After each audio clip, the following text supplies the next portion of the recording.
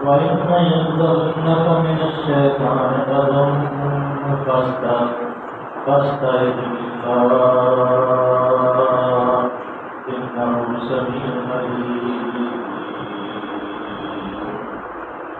إِنَّ الَّذِينَ اتَّقَوْا إِذَا مَسَّهُمْ طَائِفٌ مِّنَ الشَّيْطَانِ تَذَكَّرُوا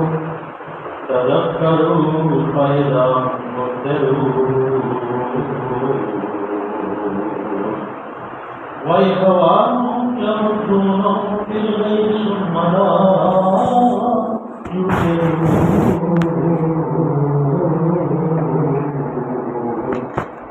وَإِن لَّمْ تَأْتِهِمْ بِآيَةٍ قَالُوا لَوْلَا اتَّبَعْتَهَا قُلْ إِنَّمَا أَتَّبِعُ مَا يُوحَىٰ إِلَيَّ مِن رَّبِّي هَٰذَا بَصَائِرُ مِن رَّبِّكُمْ وَهُدًى وَرَحْمَةٌ لِّقَوْمٍ يُؤْمِنُونَ. صدق الله العلي العظيم وصدق رسوله النبي الكريم ونحن من الشاهدين والشاكرين والحمد لله رب العالمين. رب اشرح لي صدري ويسر لي امري واحلل عقدة من لساني يفقهوا قولي. ربنا آتنا من لدنك رحمة وهيئ لنا من أمرنا رشدا. بسم الله الرحمن الرحيم. اللهم صل وسلم على عبدك ورسولك وحبيبك سيدنا محمد النبي الأمي وعلى آله وصحبه وبارك وسلم عليه. آپ بیان کریں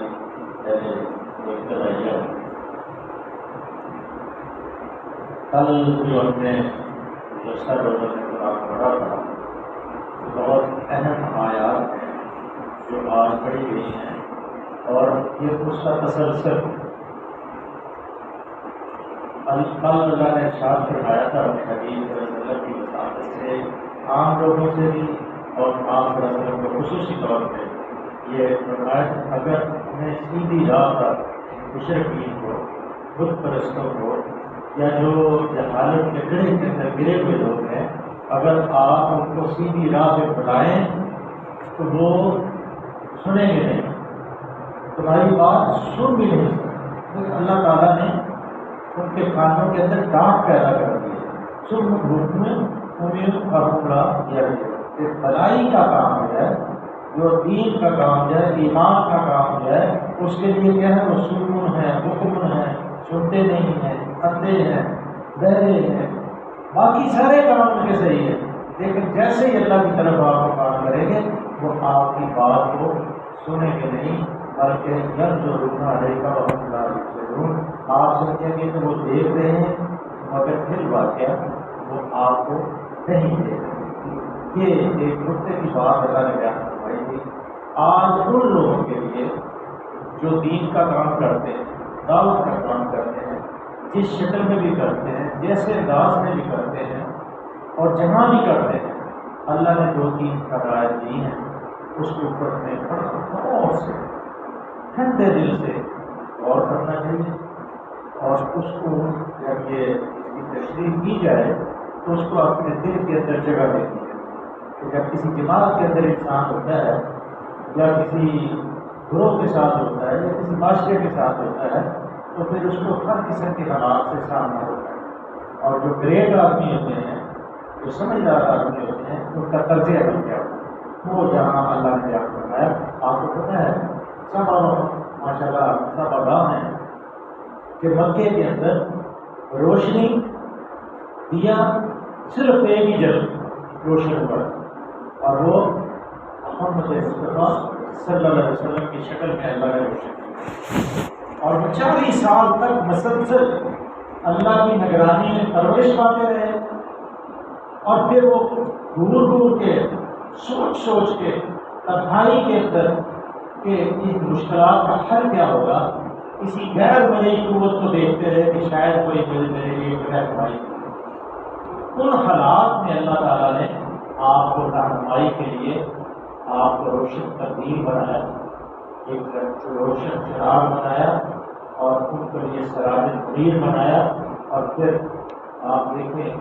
23 سال کی زندگی کے اندر دنیا کے اندر کوئی اتنی قلیل مدت کے اندر کوئی دنیا کے اندر ایسی تبدیلی نہیں لا سکا. وہ اس قلیل مدت کے اندر وہ جو سے کرسی آپ کے ساتھ ملے، انہوں نے دل کے اللہ کے راستے میں جدوجہد کی اور صرف ان کا ایک ہی نقطہ نظر تھا کہ اللہ کے دین کو غالب کرنا،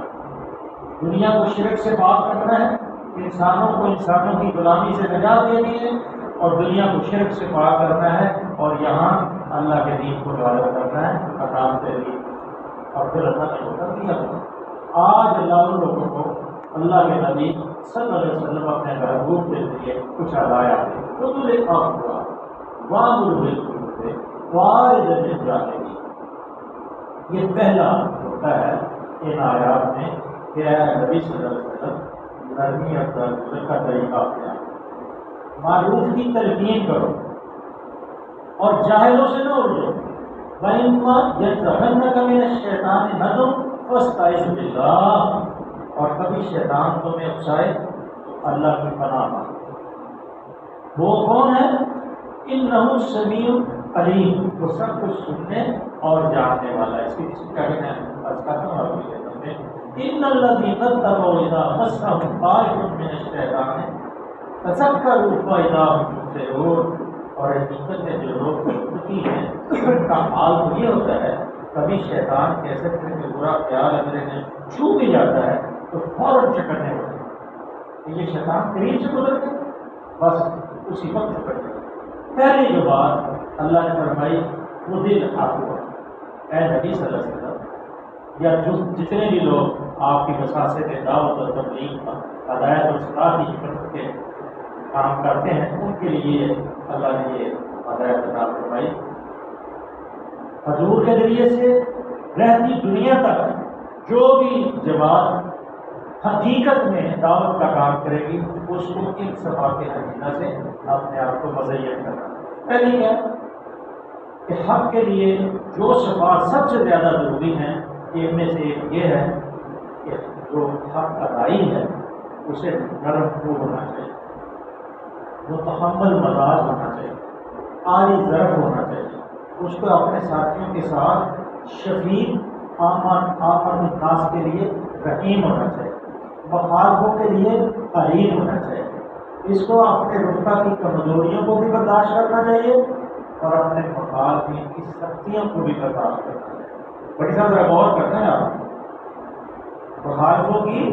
ناگوار باتوں کو بھی برداشت کرنا ہے کیونکہ آپ اللہ کا کام کر رہے ہیں. جب اللہ کے راستے میں نکلیں گے پتھر برسیں گے، روڑے ہٹائے جائیں گے، کانٹے بچھائے جائیں گے، اوجری ڈالی جائے گی، سر پہ کوڑا ڈالا جائے گا، گاڑیاں نکلیں گی، لیکن آپ نے اپنا راستہ صاف کر کے نکلتے جانا ہے. آہستہ آہستہ اپنے راستے کو صاف کرتے جانا ہے اور درگزر سے کام لینا ہے. مزاحمت کا اظہار نہیں کرنا، سخت گیری، درست ہوئی، طلب افطاری اور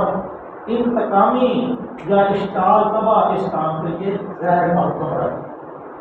یہ جو دعوت کا کام کرنے والے ہیں اس لیے اللہ نے بھی فرمایا اس سے کام بگڑتا ہے. اس چیز سے نبی صلی اللہ علیہ وسلم کو یہ حکم دیا گیا کہ آپ نرم ہوئی اختیار کریں، طلب گفتاری اور انتقامی کارروائیوں سے پرہیز کریں. اسی چیز کو نبی صلی اللہ علیہ وسلم نے یوں بیان فرمایا کہ میرے رب نے مجھے حکم دیا، میرے رب نے مجھے حکم دیا ہے. کیا حکم دیا ہے؟ غضب اور رضا، غصے اور خوشی دونوں حالتوں میں انصاف کی بات ہو. جو مجھ سے کٹے میں اس سے جڑوں، جو مجھے میرے حق سے محروم کرے میں اسے اس کا حق دوں، جو میرے ساتھ ظلم کرے میں اس کو معاف کر دوں. اور اس چیز کی ہدایت آپ ان لوگوں کو بھی کرتے تھے جنہیں آپ دین کے کام پر اپنی طرف سے بھیجتے تھے. لہٰذا بلکہ آپ فرمایا کرتے تھے کہ جہاں تم جاؤ وہاں تمہاری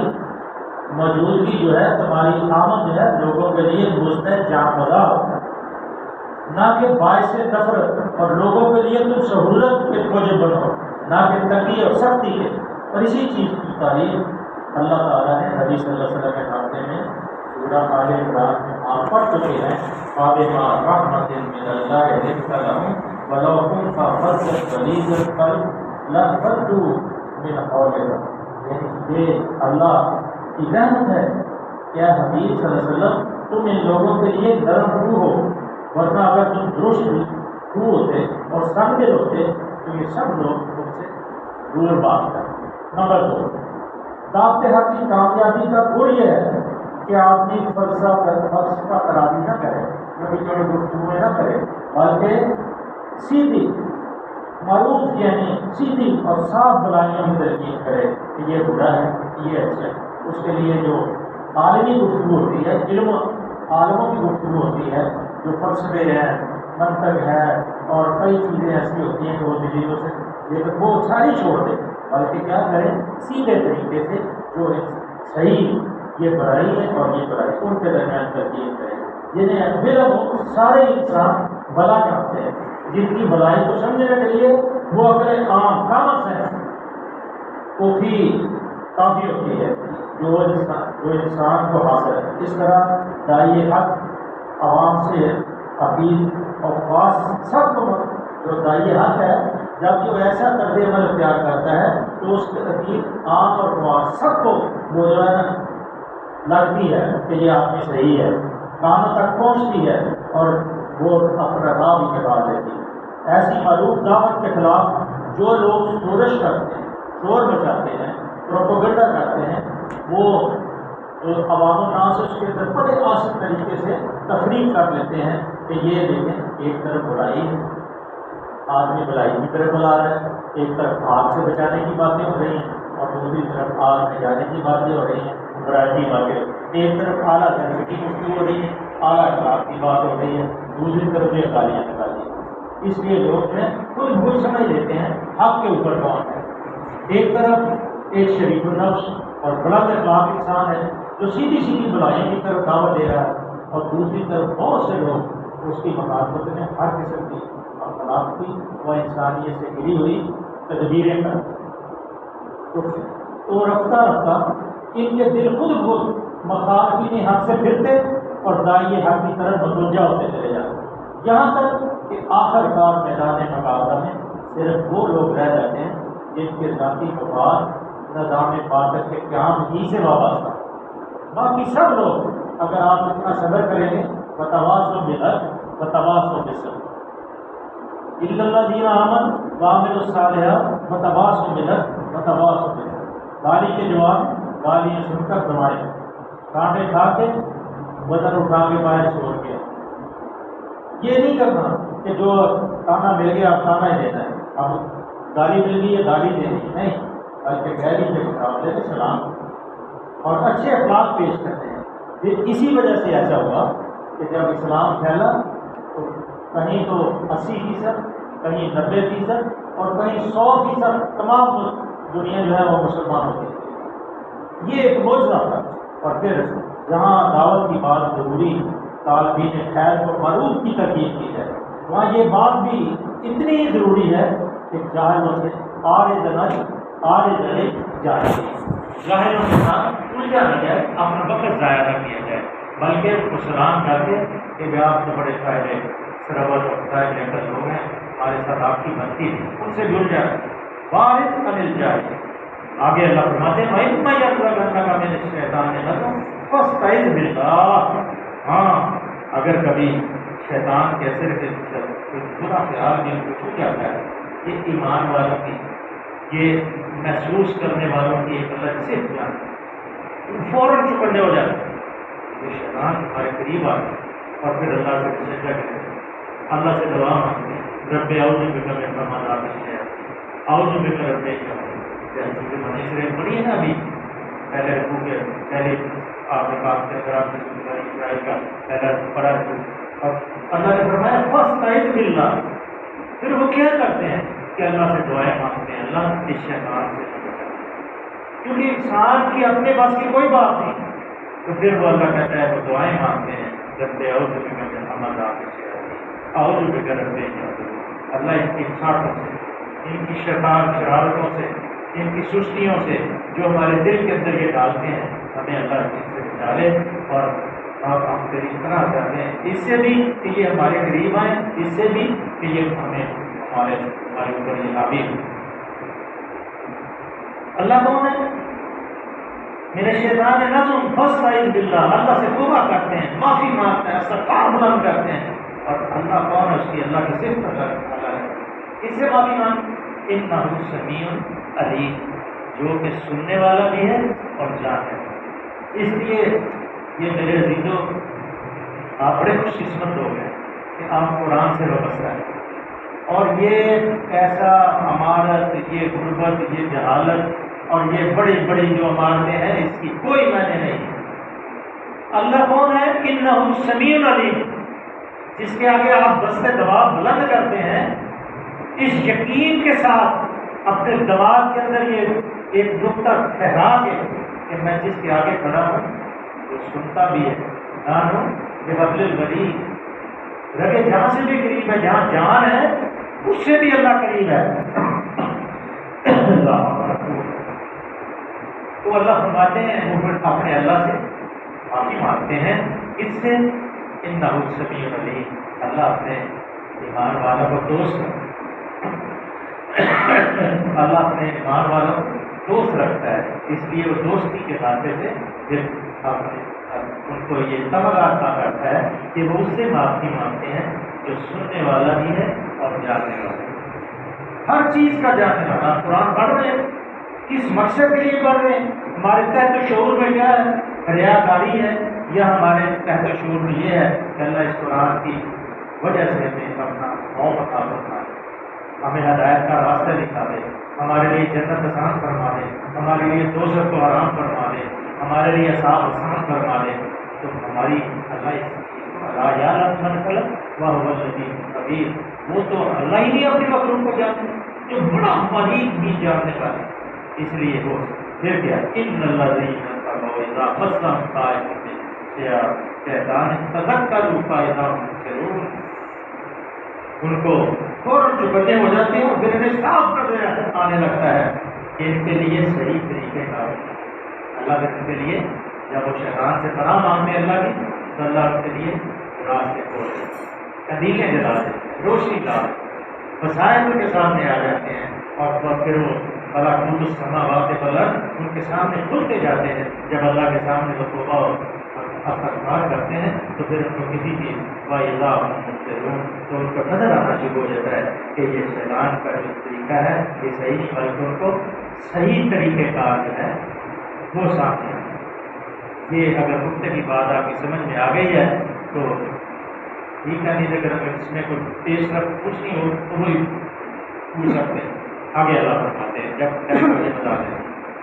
وَإِخْوَانُهُمْ يَرُدُّونَ فِي الْغَيِّ ثُمَّ لَا يُبْصِرُونَ، شیطان کے بھائی بند تو وہ انہیں ان کی کاجروی میں کھینچ لیے چلے جاتے ہیں۔ کون؟ جو شیطان رہے ان کے، یعنی شیطان کے جو رشتے دار بن جاتے ہیں، حرام کھاتے ہیں، حرام پہنتے ہیں، حرام پیتے ہیں، حرام گفتگو کرتے ہیں، وہ شیطان کے بھائی بنتے ہیں۔ اور پھر شیطان کیا کرتا ہے؟ پھر ان کو بھڑکانے میں کوئی کسر باقی نہیں رکھتا۔ جیسے کہ آپ جو بدتمیز آدمی ہوتے ہیں، جو بدتمیز لوگ ہوتے ہیں، اللہ سے ڈرنے والے ہوتے ہیں، ان سے تو ایک غلطی ہو جائے تو وہ ساری رات اٹھتے رہتے ہیں کہ جیسے ایک مثال پتہ نہیں وہ صحیح ہے یا غلط ہے کہ کسی ولی اللہ نے تو اسے یہ بھی پکڑ کے کھا لیا کہ وہ نالے سے پانی سے بارش سے بہہ کے آ رہا تھا تو انہوں نے پکڑ کے کھا لیا، لیکن یہ نہیں سوچا کہ یہ کہاں سے آیا۔ بعد میں انہوں نے اس نالے کے ساتھ ساتھ گئے اور دیکھا کہ یہ فلاں کا باغ ہے، اس باغ والے کو کہا کہ میں اس طرح سے ایک گیا تھا، میں نے کھا لیا ہے، پھر اس نے وہ سزا بھی دی، لیکن وہ سزا برداشت کری، حرام برداشت نہیں کیا، اس لیے پھر وہ اپنے اللہ سے معافی مانگتے ہیں کیا کرتے ہیں بس ان الذین اتقوا اذا مسهم طائف من الشیطان تذکروا فاذا هم مبصرون، ان کو جب نظر آ جاتا ہے تو پھر فوری طور پہ وہ چکنے ہو جاتے ہیں کہ شیطان ہمارے اوپر حملہ کرنے والا ہے، پھر انہیں صاف نظر آنے لگتا ہے کہ ان کے لیے صحیح طریقہ کار کیا ہے، ایک آیت مکمل کر ہے۔ اور رہے وہ لوگ جو شیاطین کے بائی مان ہیں تو وہ انہیں ان کی کامیابی میں کیسے دیے جاتے ہیں، وہ بڑے چاندی کے برگ لگاتا ہے، سونے کے برگ لگا کے گدری کے اوپر وہ ان کو حرام کے اوپر ایسی ایسی چیزیں دکھاتا ہے کہ وہ اس کے اندر کہہ کے چلے جاتے ہیں اور بھڑکنے کے لیے ان کو چھوڑ دیتے ہیں۔ بس ایک آیت رہ گئی ہے کل کی، کل یہ اس کو ان شاء اللہ مکمل کر لیں گے۔ آپ کی بڑی نوازش ہے کہ آپ اس صبر عمل سے آج کی تشریف لائے ہیں، اور کل یہ دو آیتیں ہیں، کل اس طرح پورا آپ کو مکمل ہو جائے گی۔ آج اس کو یہی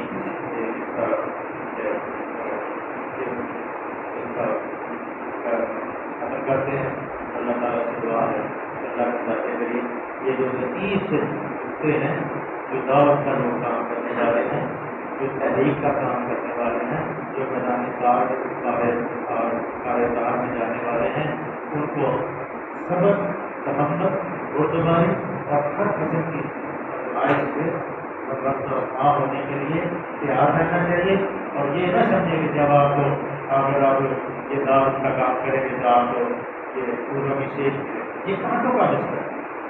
کیونکہ جنت جو ہے ایسے تھوڑی مل جائے گی، اصل مصفا بکھری ہوئی نہریں کی، دودھ کی نہریں، شہد کی نہریں، سواد سبیل ہوگا، اور ایسے محل ہوں گے کہ ایک سونے کی اینٹ ہے، ایک چاندی کی اینٹ ہے، اور کستوری کا اس کا گارا ہے، اور پھر وہ لذت ہے کہ اللہ اپنے دیدار سے جنتی کو مستفید کرے۔ اس لیے میرے دلوں تھوڑی بہت اگر اس راستے میں تکلیف ہے تو شکوہ نہ کر، دلا نہ کر، یہ دنیا میں پیارے جہاں ہم کے مارے طرف یہ آنا ہی ہے، کام آنا ہی ہے، اس لیے کوئی اس راستے میں کام ہے اس کو برداشت کرے۔ اللہ سے اللہ کے نبی کو اللہ سے کون اللہ کو کس چیز سے پیار ہو کہ سامنے نبی کے دانت ٹوٹ رہے ہیں، سامنے جبڑے کے اندر تلوار نہ گڑی اور صحابی نکال رہے ہیں تو آپ کے دانت بھی ٹوٹ جاتے ہیں صحابی، لیکن اللہ اسامت اللہ دے دیا، اللہ کے جو قاعدے اور قانون ہیں لا تبدیل لکلمات، اس لیے جب اللہ اپنے نبیوں کو آزمائش میں ڈالتا ہے تو ہماری حیثیت، اور آپ خوش قسمت ہیں کہ یہ کام کر رہے ہیں، بس اسی پہ بات کریں کہ ہم اس راستے پہ جا رہے ہیں جس راستے پہ مٹی سے اٹک گئی ہے اور پگڈنڈیاں بن گئی ہیں، لیکن ہم سیدھا راستہ نکالنے کی کوشش کرتے ہیں، نکلتا ہی نہیں، نکلتا ہی اس کے پاس۔ اللہ سے دعا ہے کہ اللہ سے سمجھنے اور اللہ صلی اللہ علیہ وسلم رسول وحبیب سیدنا محمد نبی المی وعلی آلہ وصحبہ۔ اللہ پڑھنا قبول فرما، بیٹھنا قبول فرما، اللہ اس مجلس میں خوشحالی عطا فرما۔ اللہ جو ہم پڑھتے ہیں کبھی کبھی اللہ ہمارے اوپر سے کام نازل ہوتا ہے، اللہ اس سے محفوظ کرنا، اللہ ہمیں بھی ایسا بنا دے جیسا ہمیں بیان کرنا، اللہ ہماری بیماریوں کی طرف فرما، آنے والے مسائل سے ہر بیماری سے محفوظ فرما، ہر غم سے محفوظ فرما، اللہ تک دستوں کو غنی بنا، بیماروں کو شفا عطا فرما، موت کی کار کو معاف فرما دے، سب اللہ تعالیٰ کی محمد